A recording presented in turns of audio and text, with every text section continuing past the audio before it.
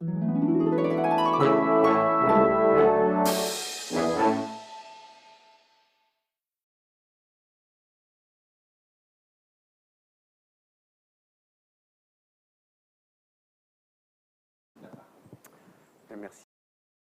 Bonjour à tous.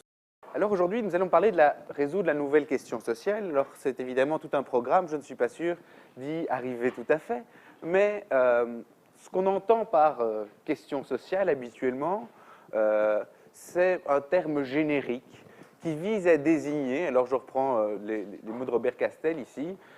une aporie fondamentale sur laquelle une société expérimente l'énigme de sa cohésion et tente de conjurer le risque de sa fracture. Un défi qui interroge la capacité d'une société à exister comme un ensemble lié par des relations d'interdépendance. Définition extrêmement abstraite, me direz-vous, mais concrètement, le moment où historiquement on a commencé à parler avec ces mots de la question sociale, c'est autour des années 1830, pour signaler d'abord et surtout des problèmes liés à l'égalité et aux conditions de travail des individus. Cette question sociale ouverte en 1830 a été, en tout cas pour les sociétés développées, du point de vue de beaucoup, résolue, il faut bien le dire, au terme de 2 guerres mondiales, puisque les initiatives qui avaient été entreprises auparavant ont certes amélioré les conditions des, ce qu'on appelait à l'époque, classes laborieuses, mais n'avaient pas réussi à mettre en place un système susceptible de mettre fin et de résoudre cette question sociale. Pourtant, cette question sociale, elle revient actuellement, plus que jamais, à l'avant-plan des discussions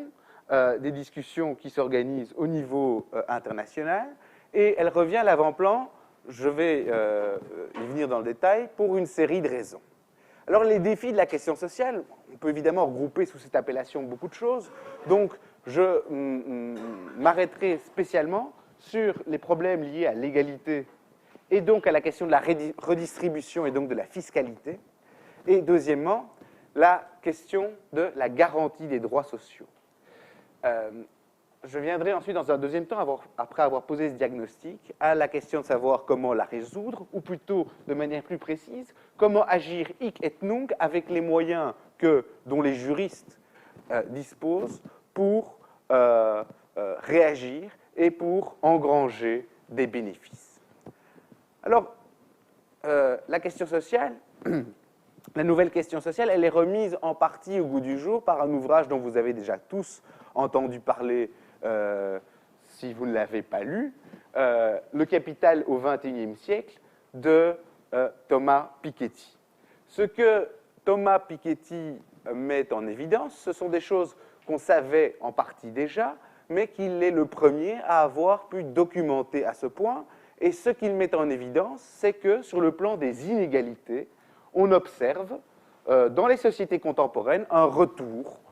à une situation proche de celle qu'on pouvait voir à la Belle Époque, c'est-à-dire à une époque caractérisée par un moment fort de la question sociale. Et ce phénomène, selon Piketty, il n'est pas conjoncturel, il n'est pas lié à une crise particulière que nous traverserions, mais il est lié bien plus fondamentalement à la structure même de l'organisation de nos sociétés. Alors, quelques graphiques pour exposer ou pour présenter ces travaux que Thomas Piketty a réalisés. Thomas Piketty met en évidence, avec évidemment des statistiques sur le temps très long, que un problème fondamental des systèmes qui fonctionnent dans l'économie de marché, c'est le fait que très souvent, le rendement du capital, c'est-à-dire les intérêts que vous pouvez espérer percevoir sur vos investissements, pour le dire ainsi, dépasse le taux de croissance de l'économie. Et il observe que pendant une très brève période, on a eu ces deux courbes, donc ici le taux de rendement du capital, ici le taux de croissance de l'économie, que pendant une très brève période que nous avons, pour certains d'entre nous, vécu, le taux de croissance du capital, et le taux de croissance de la production mondiale étaient proches l'un de l'autre, mais que la règle, et ce vers quoi nous nous dirigeons, c'est que le rendement du capital est supérieur au taux de croissance. Qu'est-ce que ça signifie concrètement? Ça signifie, si votre taux de rendement sur le capital est supérieur au taux de croissance, qu'à un moment donné, celui qui a investi et qui récupère de l'argent sur ses investissements ponctionne plus l'économie que l'économie n'est capable de lui fournir sur la base des nouvelles richesses créées. Alors ceci donne à voir que cette situation conduit à ce que le rapport entre le capital et les revenus suive une évolution qui est représentée sur ce graphique-ci, une évolution qui fait que vous avez une augmentation très importante du total des patrimoines privés en pourcentage du revenu national sur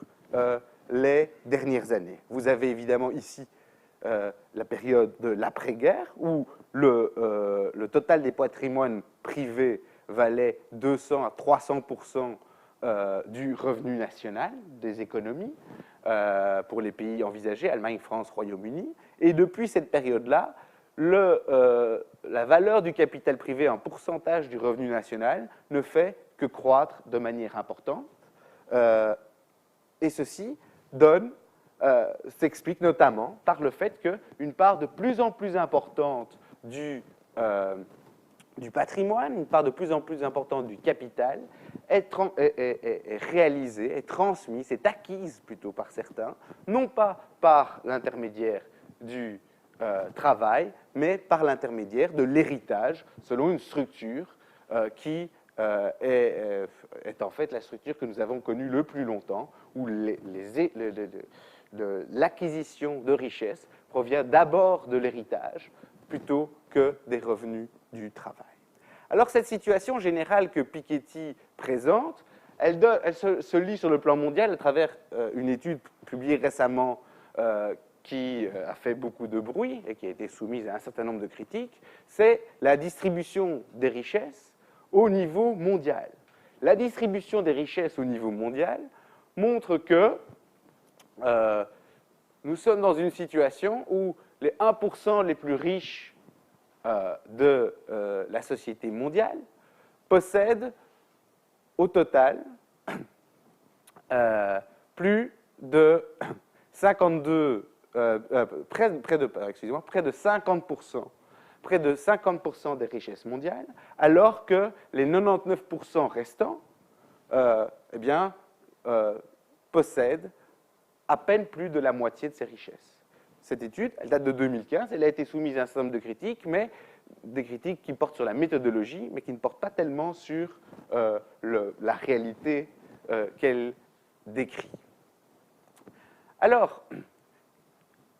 ces inégalités mondiales, elles, vous me direz, elles ont toujours existé. Avant, on appelait les pays les moins avancés, les pays en voie de développement, etc. Il y a toujours eu une grande différence dans la répartition des richesses entre, disons, ce qu'on dirait aujourd'hui, les pays du Nord et du Sud. La particularité, et sans doute est une des raisons pour laquelle Thomas Piketty fait tellement parler de lui, une des particularités de la situation actuelle, c'est que cette situation ne concerne pas ou ne touche pas seulement ces pays qu'on avait l'habitude de considérer comme les pays moins avancés, mais qu'elle finit par concerner de plus en plus également les sociétés supposées avancées qui avaient résolu cette question sociale et ce problème des inégalités. Alors, ceci, parce que à partir des années 70, dans le cadre d'une évolution des politiques des pays développés, etc., que vous connaissez, c'est l'ère de la dérégulation, l'époque de Thatcher et Reagan qui dérégulent ou qui prennent le leadership sur des grandes actions de dérégulation des marchés, de dérégulation du marché du travail, etc. Depuis les années 70, ce qu'on observe, c'est que dans les sociétés développées, nous avons essayé de faire semblant que nous pouvions continuer, sans prélever de manière plus importante des recettes fiscales, à fonctionner dans un système qui octroie les avantages de la sécurité sociale, les avantages de l'État-providence. Comment est-ce qu'on a pu se donner cette impression? Eh bien, on a recouru à plusieurs techniques. La première technique a consisté, je vous donne l'exemple des États-Unis, mais le modèle est le même pour les autres pays de l'OCDE, on a d'abord pratiqué le système de la planche à billets, c'est-à-dire qu'on a imprimé des billets de banque et donc on a fait augmenter le taux d'inflation. C'est une période relativement longue pendant laquelle le taux d'inflation était très important, ce qui donnait l'impression qu'il y avait toujours de la richesse parce qu'on continuait à avoir de l'argent qui circulait, on avait une richesse nominale, mais qui ne correspondait plus à aucune autre richesse, ce qui a permis de continuer à avoir l'impression de vivre dans des sociétés riches. Ces taux d'inflation très importants ont vécu pendant un certain temps avec un endettement étatique qui restait relativement faible. Ensuite, ce taux d'inflation devenant impraticable, on ne peut plus continuer ce système de taux d'inflation très important qui entraînait des taux d'intérêt gigantesques, les États ont commencé à s'endetter de manière très importante. Comme vous pouvez le voir, ceci concerne les États-Unis, mais on pourrait le montrer avec d'autres États, l'endettement étatique a commencé à croître de manière très importante. Par ailleurs, l'endettement étatique ne permettant toujours pas de garantir ce même niveau de vie, on a commencé à faciliter l'endettement privé de manière importante également, avec une augmentation de l'endettement privé que vous voyez apparaître ici. Autrement dit, on a utilisé tous les moyens possibles pour continuer à faire fonctionner un système sans prélever sur le capital les ressources nécessaires pour le faire tourner en produisant de la monnaie, en s'endettant publiquement ou en s'endettant à titre privé.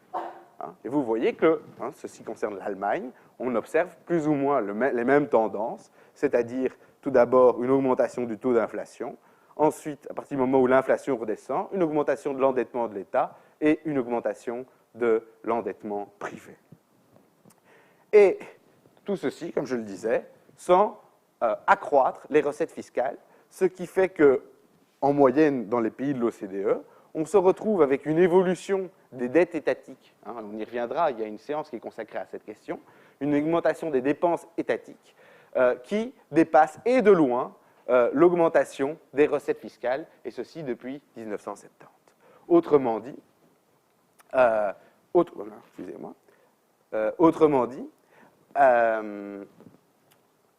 dans la situation actuelle,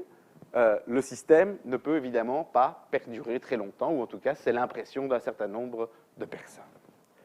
Alors, comment est-il possible qu'on observe ce schéma? Et qu'est-ce qui explique, ou qu'est-ce qui permet d'expliquer qu'on a des dépenses étatiques qui évoluent très rapidement et une fiscalité, des recettes fiscales qui n'augmentent pas aussi rapidement? On pourrait se dire qu'au fond, c'est tout à fait anormal, puisque, comme on peut le voir en prenant le cas de l'impôt des sociétés, on observe, c'est une carte faite par la Financial Times, on observe que dans les différents États du monde, eh bien, il y a des taux d'imposition qui sont relativement élevés, 35% et plus aux États-Unis, même chose pour la Belgique, la France et l'Espagne. Comment se fait-il alors qu'on a l'impression d'une fiscalité, si on regarde ce planisphère, qu'on a l'impression d'un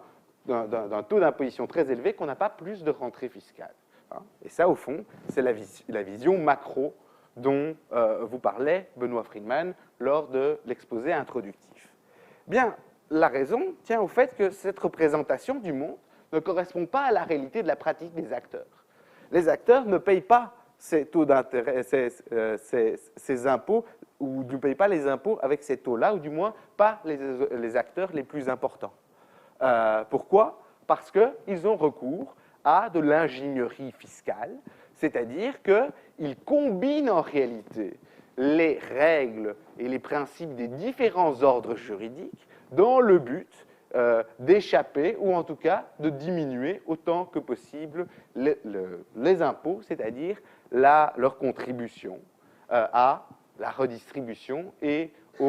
à la redistribution au sein des sociétés et par ailleurs au maintien des structures collectives. Hein. Using the law for competitive advantage, telle est la devise pour un certain nombre d'acteurs. Et c'est finalement assez logique parce que quand vous comparez ce planisphère qui donne l'impression d'un monde bien rangé avec la structure des sociétés et des grands groupes qui possèdent la majeure partie ou qui gèrent la majeure partie du capital, on voit bien qu'il y a une sorte de déconnexion entre deux représentations du monde. Vous voyez ici un exemple réalisé par un projet que je trouve assez intéressant qui s'appelle Open Corporates Project, qui tente d'utiliser le système du big data pour représenter les sociétés multinationales. Vous voyez ici une représentation du groupe Goldman Sachs. Goldman Sachs, que vous connaissez peut-être, qui est une énorme banque d'investissement américaine, possède, rien qu'aux États-Unis, 1550 structures qui travaillent autour des activités bancaires et autres. Mais elle possède également des filiales et d'autres types de structures dans de nombreux États. Et cette carte, explique le Open Corporates Project, ne donne pas une vraie représentation des choses parce qu'en réalité, il n'y a pas assez de place pour représenter l'ensemble des structures juridiques qui interviennent dans cet énorme groupe que constitue Goldman Sachs. En réalité, il faut plutôt représenter des structures comme celle de Goldman Sachs de cette manière-ci, qui permet de plus ou moins avoir une représentation fidèle de la manière dont la compagnie est structurée, voire même, propose-t-il, de représenter tout simplement Goldman Sachs de cette manière artistique-là. Bref, ce que je voulais indiquer par là, c'est que quand on observe, d'une part, la planisphère avec les règles fiscales qui s'appliquent partout, chaque fois dans ces petits containers que sont les États, et d'autre part, la mobilité et l'organisation des grands groupes, on voit qu'il peut y avoir un certain nombre de discrépances entre la réalité de l'économie et la réalité des systèmes juridiques. Ces groupes qui ont recours à l'optimisation fiscale utilisent différentes techniques, dont une que je vais mentionner ici et qui met bien en exergue cette perspective micro-juridique que les acteurs globaux peuvent avoir sur les différents ordres des États, ce sont les instruments hybrides. Qu'est-ce qu'un instrument hybride? C'est un instrument financier qui est créé, alors pas toujours mais souvent dans le but, d'échapper à l'impôt. D'échapper à l'impôt, comment? En structurant l'instrument financier de telle sorte que dans un ordre juridique, il soit considéré plutôt comme un titre de dette, c'est-à-dire une obligation, et que dans un autre ordre juridique, il soit plutôt considéré comme un titre de participation, c'est-à-dire une action. Les règles fiscales d'un ordre juridique par rapport à un autre ordre juridique vont considérer que les titres de dette sont déductibles. L'autre ordre juridique, pour une transaction qui sera faite, va considérer que, comme il s'agit d'une action, c'est un investissement et il est donc déductible. Autrement dit, par l'intermédiaire d'instruments hybrides, qui sont donc des instruments financiers, en jouant quelque part sur la qualification de l'instrument au sein d'ordres juridiques différents, vous pouvez bénéficier d'une double déduction d'impôt, une fois au titre parce que vous avez des titres de dette, et une fois parce que vous détenez des participations. Et ce type d'ingénierie financière est utilisé de manière relativement importante. On pourra y revenir dans la discussion. Autre exemple qui ont fait la une des journaux d'organisation ou de mécanismes mis en place dans le but d'échapper à l'impôt, ce sont des systèmes d'optimisation fiscale qui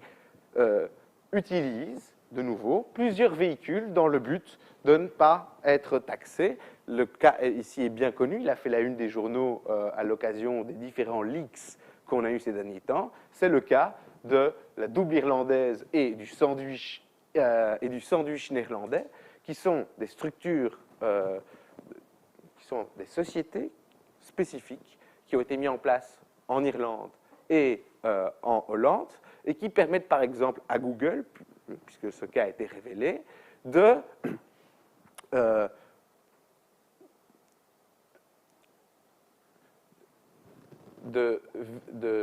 d'organiser le transit de ces ressources financières de telle sorte à payer au total à peine 3% d'impôts sur l'ensemble de ces bénéfices, en faisant transiter les sommes en question, d'abord en Irlande, ensuite aux Pays-Bas, avant de le faire revenir vers les États-Unis, en passant bien sûr par les Bermudes, qui sont reconnus comme un paradis fiscal. Hein? Le Luxembourg, qui a fait la une des journaux depuis un certain temps,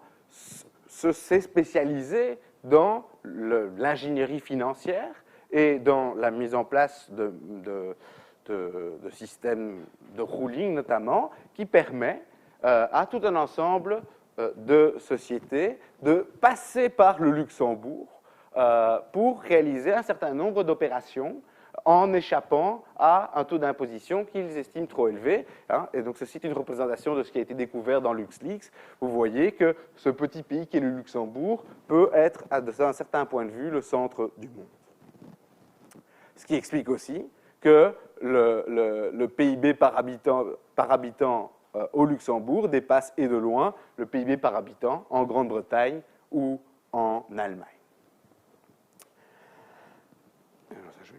Alors, dans cet exemple du LuxLeaks, vous avez cette idée qu'il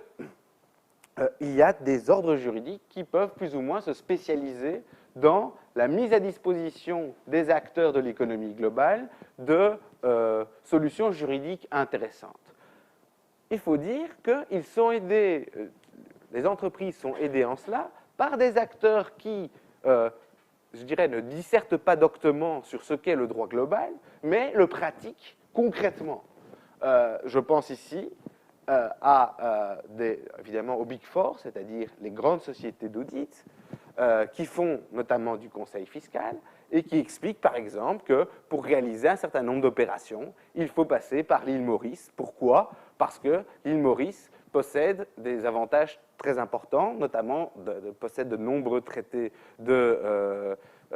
d'empêchement d'interdiction de la... Non, pas d'interdiction.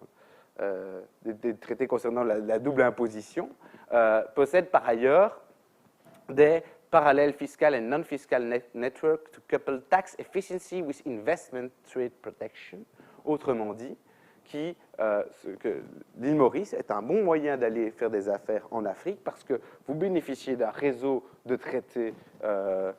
concernant la double imposition et d'autre part, vous avez là un régime tout à fait favorable à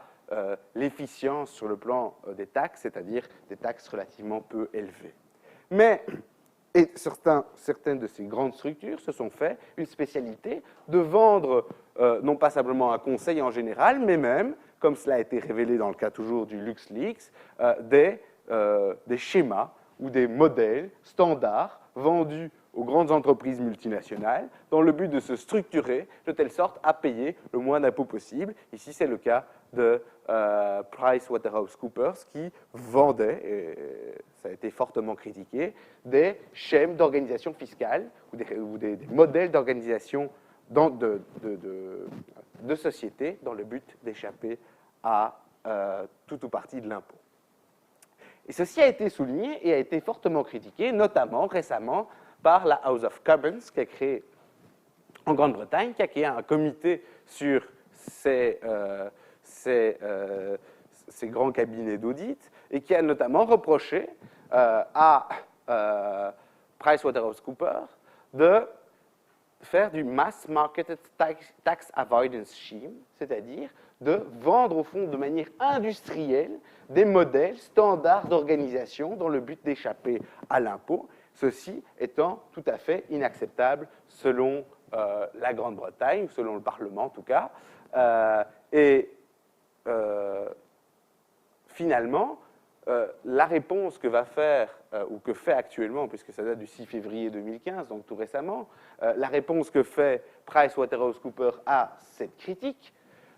c'est de dire, au fond, ce n'est pas notre responsabilité. Cette situation qui nous permet de légalement organiser des voies moins imposées à travers le monde est la responsabilité des États qui se concurrencent sur le plan réglementaire. Et là, il faut dire qu'ils n'ont pas tout à fait tort, puisque vous avez un certain nombre d'États. Alors aux États-Unis, c'est l'État du Delaware pour la corporation, l'immatriculation des sociétés, qui propose en ligne d'inscrire votre société et de créer votre société dans l'État du Delaware en 8 langues différentes, et qui d'ailleurs, l'État du Delaware s'est fait certifier ISO 9001 pour montrer qu'il respectait les bons principes de qualité qui s'appliquent habituellement aux entreprises, mais qui peuvent s'appliquer également aux acteurs publics. Simplement, il ne faut pas aller chercher si loin pour trouver ce genre de pratique qui vise à inviter les acteurs à, par exemple, se constituer leur société au sein de tel État parce qu'on présente certains avantages. On peut trouver en Belgique, et j'ai trouvé pour vous en exclusivité le document utilisé par le service public belge des finances pour présenter les intérêts pour les entreprises de se domicilier ou de réaliser des opérations en Belgique. On peut voir qu'en Belgique aussi, nous participons à cette concurrence des ordres juridiques dans le but de proposer des avantages fiscaux. Alors ce document, qui est présenté dans les foires qui sont faites avec les entreprises pour les inviter à investir en Belgique, explique que, c'est la première dia, explique que en Belgique, ce qui est très important, c'est de bien comprendre qu'il y a une grande différence entre la taxe que vous devriez ou que vous pensez que vous devriez payer si vous lisez simplement la règle ou si vous tenez compte de la carte du monde réalisée par le Financial Times, les fameux 35%, et la taxe que vous allez réellement payer. Vous voyez que dans un cas, c'est 34%, dans l'autre cas, c'est 26,3%, et que donc, par rapport à d'autres États, nous sommes compétitifs. Déjà, cette idée qu'il faut se positionner de manière compétitive par rapport aux autres États de l'Union européenne, et en l'occurrence ici même de l'OCDE. Mais la Belgique se présente aussi, je vous ai montré tout à l'heure le cas de Deloitte qui présentait l'île Maurice comme un global hub, c'est-à-dire un endroit où on vient s'installer pour ensuite développer ses activités à l'international. Eh bien, dans ce même document, le service public fédéral Finance explique que la Belgique est formidable parce qu'elle est un véritable gateway to Europe, et elle explique que ça peut être intéressant de créer une filiale en Belgique pour ensuite se développer dans les différents États de l'Union européenne. Pourquoi? Parce que la Belgique, le système fiscal belge, présente une série d'avantages qui sont explicités ici. Et je vous donne simplement un exemple de ce qui est présenté. Voilà une chose qui est présentée aux entreprises. Avec la déduction des intérêts notionnels, vous avez une situation assez intéressante, puisque si vous réalisez un profit de 3 000 et que vous étiez taxé comme la carte de Financial Times le prétend, vous seriez taxé à 33,99%, mais simplement en Belgique, nous disposons d'une déduction des intérêts notionnels qui fait qu'en réalité, vous allez être taxé de 4,2% et non de 33,99%. Donc, autrement dit, PricewaterhouseCoopers n'a pas tout à fait tort de dire que les États se sont lancés et continuent de réaliser une compétition sur l'attractivité de leur ordre juridique ou de leurs règles pour faire venir les entreprises. Et ceci explique, ceci explique pourquoi de manière globale, si on fait des statistiques sur les taux réellement pratiqués au niveau mondial, eh bien on observe que depuis 1981, les taux d'imposition n'ont cessé de diminuer, ce qui se vérifie évidemment dans certains États en particulier. Je reprends ici un exemple des États-Unis où on voit que le taux effectivement payé a diminué, passant dans les années 50-59 de 45% à 15% à peu près en 2010-2013. Et donc, cette situation, enfin, les exemples que je vous ai présentés, vous montrent pourquoi, ou permet d'expliquer au moins en partie pourquoi est-ce qu'on peut se trouver dans une situation où l'endettement des États augmente beaucoup plus vite que leur rentrée fiscale. La raison n'en est pas nécessairement que les lois sont mauvaises, la raison n'en est pas nécessairement que le taux d'imposition est trop bas, la raison est simplement que les acteurs de la société marchande que nous connaissons ont la possibilité de jouer sur des facteurs de rattachement ou sur des modes d'organisation qui leur permettent d'échapper au paiement, en tout ou en partie au paiement de l'impôt. Alors ceci ne concerne pas seulement, ou ces stratégies ne concernent pas seulement la fiscalité, par exemple la fiscalité sur les entreprises, etc. On peut voir ce même type de stratégie qui consiste à se positionner dans tel ou tel endroit, à déménager une usine à l'étranger, dans le cadre d'un dumping social. Et par ailleurs, donc dumping social qui vise alors à ce moment-là à échapper à des niveaux de protection des travailleurs qui seraient éventuellement trop élevés. Et par ailleurs, le problème d'endettement des États que j'ai illustré tout à l'heure entraîne une aggravation de la situation de ceux qui dépendent de leur travail pour subvenir à leurs besoins, puisque les systèmes de protection sociale et les systèmes d'infrastructures collectives, quelque part, ne sont plus adéquatement financés. C'est la raison pour laquelle on observe que, et ceci juste pour prendre une période récente, depuis entre 2008 et 2012, on observe un peu partout dans le monde de très nombreuses réformes du droit du travail. Vous voyez, 76 dans les économies avancées, 60 dans les pays d'Europe centrale et orientale. Donc, de nombreuses transformations de législation sur le travail qui ont toutes comme conséquence, finalement, de diminuer la protection sociale des travailleurs, de flexibiliser, comme on dit, le marché du travail en diminuant les avantages ou les protections dont bénéficient les employés. Autrement dit, il y a une connexion, il y a un lien très fort entre cette question de la fiscalité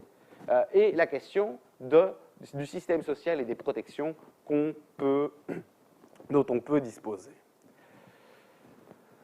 Alors vous me direz, mais c'est pas grave parce qu'on a des moyens de réaction, il y a la grève et il y a évidemment la représentation politique.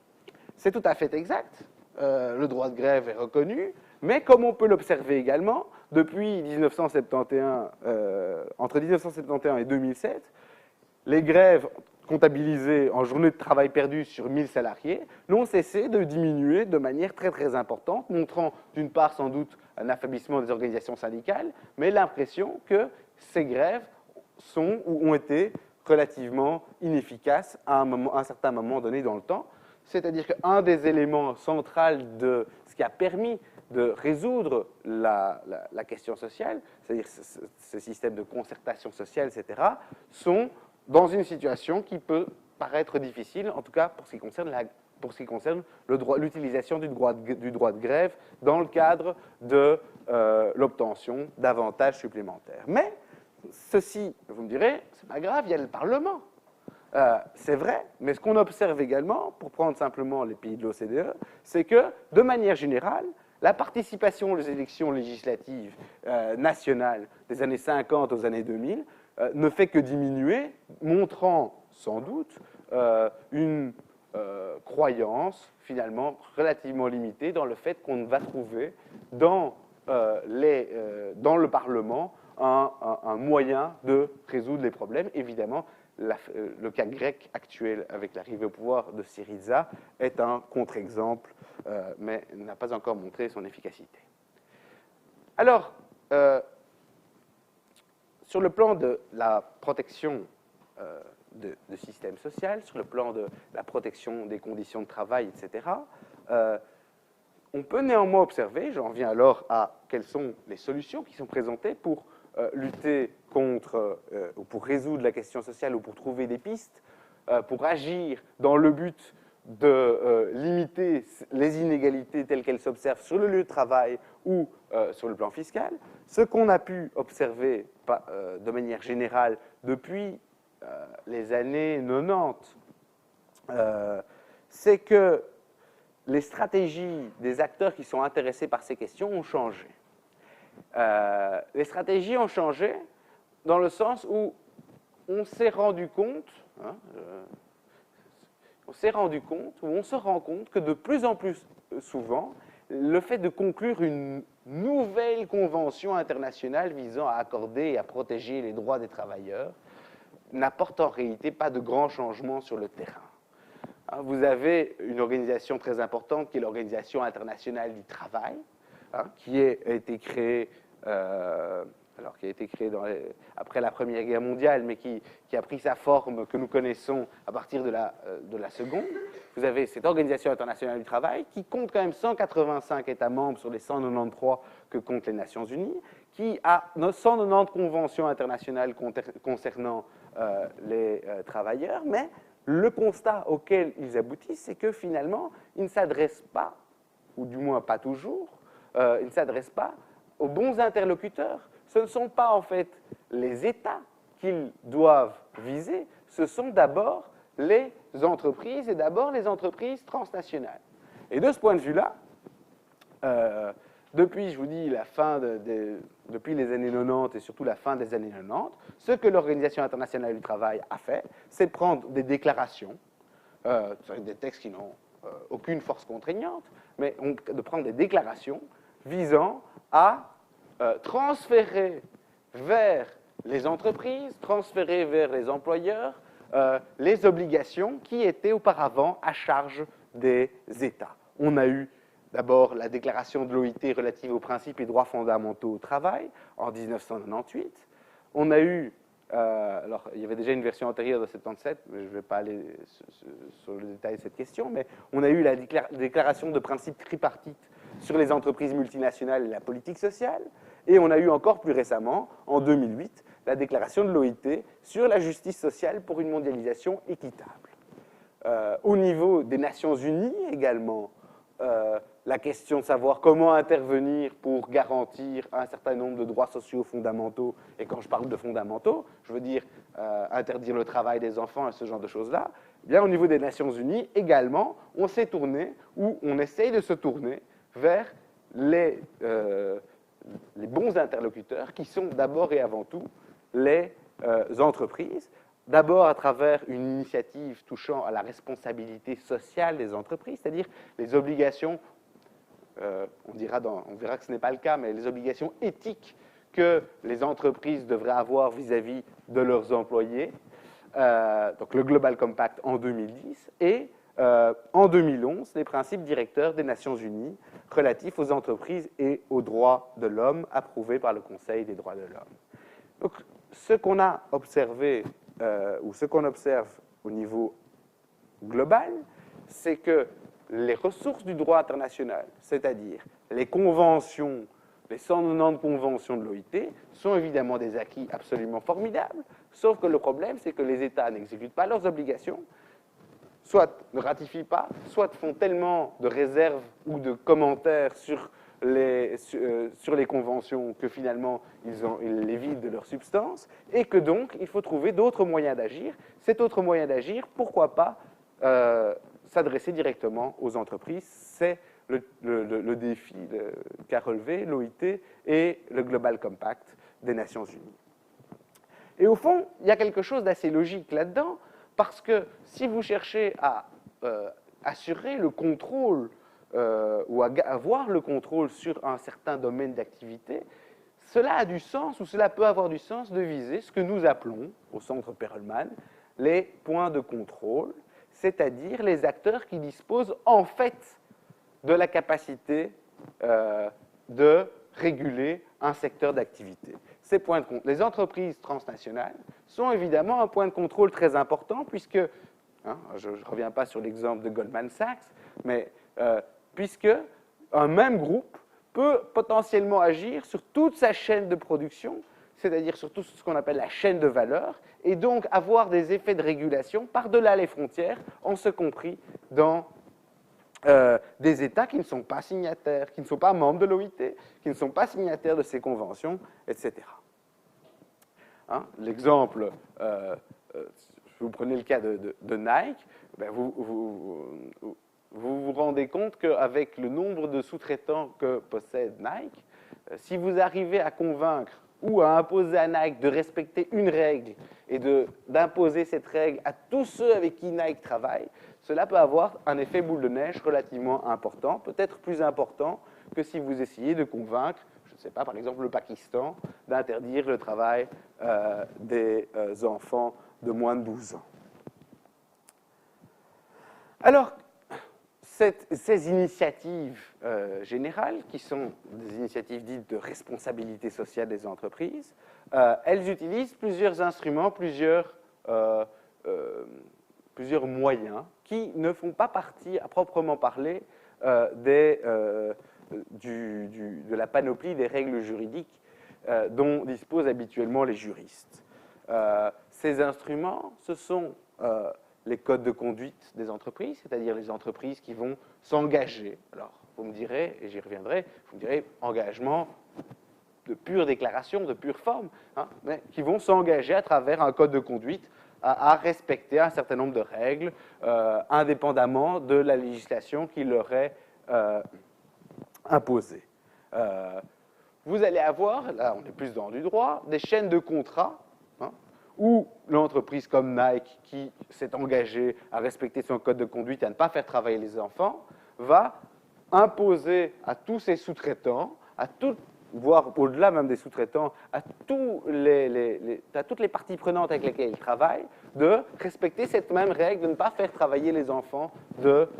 moins de 12 ans. Ce sont des chaînes de contrats qui permettent alors d'étendre la portée de l'engagement pris par une société à l'ensemble de ceux avec qui elle collabore. Mais ce qu'on peut voir dans le développement de la responsabilité sociale des entreprises, c'est que les initiatives qui se développent, si elles sont d'abord portées par des entreprises individuelles, elles sont prises dans une dynamique qui fait que progressivement, on voit apparaître des standards plus généraux,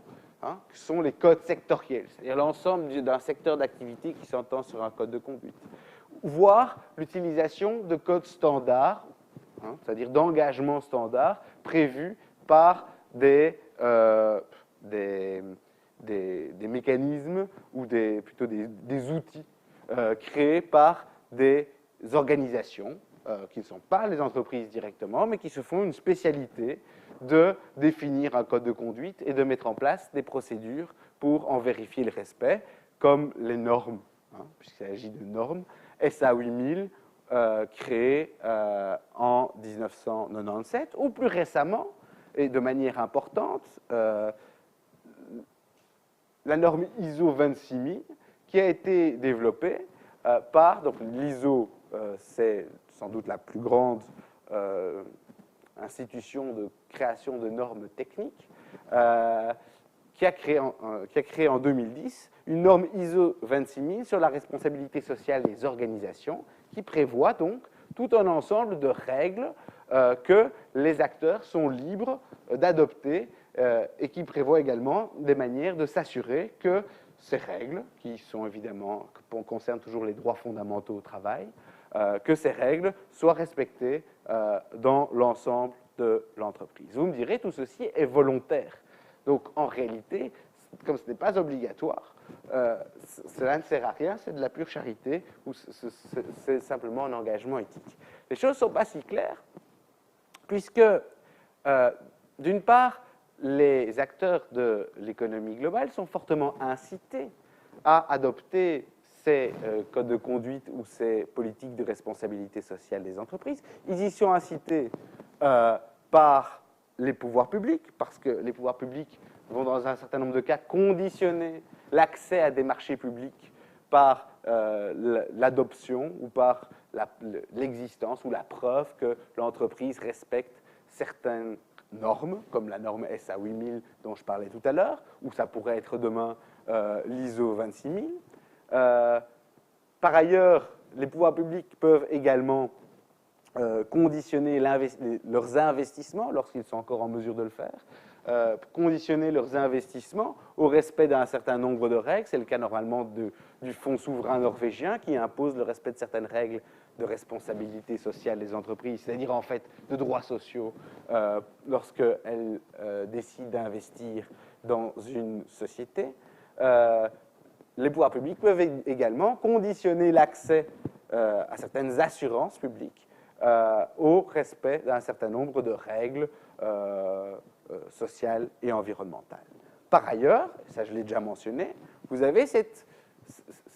espèce de transmission virale de ces instruments, de ces codes de conduite, de ces engagements à respecter certaines règles, transmission virale à la fois par les obligations contractuelles qui sont souscrites avec les sous-traitants des grands groupes, mais aussi, de manière plus générale, dans le cadre de toute collaboration, en ce compris, d'ailleurs, il y a des exemples avec des cabinets d'avocats, donc obligation de respecter ces mêmes règles à l'interdiction, évidemment, du travail forcé, mais parfois de protection de l'environnement, etc., avec l'ensemble des acteurs avec lesquels une société collabore. Alors, vous me dites, c'est bien beau, tout le monde adopte une règle, tout le monde adopte un ensemble de règles, ça se fait au niveau global, ces règles ne sont pas territoriales, mais est-ce qu'au fond, comment est-ce qu'on en garantit le contrôle du respect? Comment est-ce qu'on garantit le contrôle du respect de ces règles qui sont volontairement souscrites? De nouveau, c'est du bricolage. Ce qu'on observe néanmoins, c'est une dynamique poussée par une série d'acteurs, que ce soit des États ou que ce soit des organisations non gouvernementales, des syndicats, etc., qui visent à favoriser, tout d'abord et avant tout, la transparence, c'est-à-dire le fait que les entreprises qui sont engagées dans la responsabilité sociale des entreprises, eh bien, publient des informations sur ce qu'ils font, publient des informations qui ne soient pas donc seulement des informations financières, mais des informations extra-financières sur la manière dont ils intègrent leur politique de responsabilité sociale et environnementale dans leurs activités à l'étranger. C'est depuis très récemment, et ce sera tout à fait le cas en 2016, depuis très récemment une obligation au niveau européen, puisqu'une directive récente impose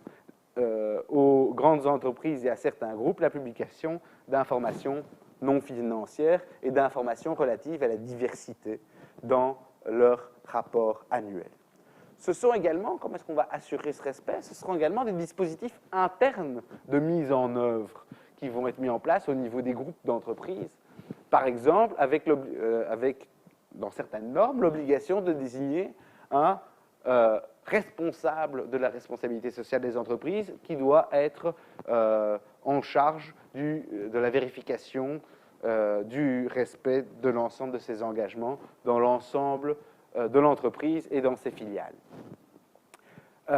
C'est également, je ne vais pas tout passer en revue, le cas de mécanismes de certification et d'accréditation où on va envoyer sur le terrain, donc dans les différents endroits où les entreprises déploient leurs activités, des certificateurs qui vont venir vérifier si, oui ou non, les engagements qui ont été souscrits sont respectés, avec évidemment des suspicions parfois sur ces certificateurs, mais néanmoins, voilà des choses qui se font concrètement et qui ne dépendent pas de l'accord de 190 États pour être mis en place. Alors, on peut aussi avoir, et c'est là évidemment le droit revient à un moment donné, des actions judiciaires qui vont tenter d'exploiter des ressources plus ou moins connues pour contraindre les entreprises qui ont volontairement souscrit enfin volontairement entre guillemets, volontairement souscrits à des mécanismes de responsabilité sociale des entreprises, alors qui vont essayer de les contraindre à leur respecter leurs engagements. Si c'est une liste d'actions judiciaires en cours ou qui ont été tranchées. Alors évidemment, l'affaire, pour ceux qui ont lu le petit livre de Benoît Friedman dans son manuel pratique de droit global, l'affaire Nike est un exemple très important, puisqu'il s'agissait dans ce cas-là d'obtenir la condamnation de Nike pour une violation de son code de conduite, en considérant que le fait pour Nike de diffuser son code de conduite et de signaler l'existence de ce code de conduite dans les cartons qui emballent ses chaussures, etc., était au fond une sorte de garantie à destination du consommateur que les chaussures de Nike respectent certaines règles, et notamment l'interdiction du travail des enfants. Or, après une enquête menée par une ONG, il s'est révélé que des enfants étaient utilisés pour fabriquer les chaussures de Nike. Et à ce moment-là, sur la base de la publicité mensongère, vous avez éventuellement un moyen d'action pour essayer de contraindre un acteur qui a cru d'ailleurs lui-même souscrire une obligation sans pouvoir être contrôlé et certainement sans pouvoir être sanctionné, d'être sanctionné devant les juridictions. Vous avez d'autres cas plus proches de nous en France, par exemple. Vous avez une organisation non gouvernementale qui a introduit une action contre Samsung pour cette même raison, à savoir une violation par Samsung de son propre code de conduite pour les GSM qui sont produits à l'étranger. L'association démontrant qu'en réalité Samsung avait connaissance du fait que les GSM étaient produits dans des conditions qui ne respectaient pas son code de conduite et que pour autant, elle a continué à vendre ses GSM en faisant valoir le fait qu'ils avaient été réalisés et produits dans des conditions particulières. Et cette fois-ci, sur la base non pas de la publicité mensongère, mais sur la base de l'interdiction des pratiques déloyales en matière commerciale. Il n'y a pas que les actions judiciaires, parce que dans le cadre de ce grand bric-à-brac global que nous expérimentons pour l'instant, il y a aussi d'autres types d'instances qui ne sont pas judiciaires, mais qui peuvent assumer un certain nombre de fonctions traditionnellement prises en charge par le pouvoir judiciaire. Je pense par exemple ici, pour donner cet exemple, aux points de contact nationaux qui sont des forums ou des comités que les États ont mis en place dans le cadre d'une initiative qui est l'initiative de l'OCDE visant à favoriser la responsabilité sociétale des entreprises pour les entreprises multinationales. Alors, ces points de contact nationaux, de quoi s'agit-il? Ce sont simplement des organes qui sont créés dans chacun des États membres de l'OCDE et qui visent à recevoir les plaintes des acteurs pour des violations des normes adoptées par l'OCDE en matière de responsabilité sociale des entreprises et afin de trouver éventuellement des solutions ou des modes de solution des problèmes qui se présentent. Alors l'activité de ces points de contact nationaux est tout de même relativement importante puisque, donc vous le voyez, beaucoup d'actions sont introduites. Et cet organe qui n'est pas à la base un organe judiciaire va être poussé notamment par les syndicats, mais aussi par les organisations non gouvernementales, va être poussé à se trouver dans une position qui est en réalité celle du juge. C'est-à-dire qu'on va interpeller ces points de contact nationaux comme s'ils avaient un véritable pouvoir de décision. On va les interpeller en faisant des plaidoiries. On va les interpeller en leur faisant prendre la position, ou du moins symboliquement, d'un juge. Et d'ailleurs, ils vont jouer le jeu puisqu'ils vont rendre des décisions parfois très considérées comme très dures, notamment dans une affaire récente qui concernait la réalisation d'un énorme pipeline par BP. Vous avez encore un autre moyen de contrôler le respect des engagements qui ont été pris. Donc pas seulement l'action judiciaire, pas seulement l'utilisation de forums spécialement prévus, mais aussi certains types de ranking mis en place par des acteurs les plus divers, mais je prends un exemple particulier ici, qui est le ranking mis en place par l'indice FTSE for Good. L'indice FTSE for Good, c'est donc un indice boursier qui reprend dans les valeurs qui le composent des entreprises ou des sociétés qui démontrent qu'elles ont respecté un certain nombre d'engagements sur le plan social et environnemental. Et comment est-ce que le FTSE for Good sélectionne ces valeurs? Comment le FTSE for Good sélectionne ces entreprises? Eh bien, elle le fait en s'appuyant sur un rating basé sur 300 indicateurs que FTSE for Good a intégralement construit et dont elle vérifie que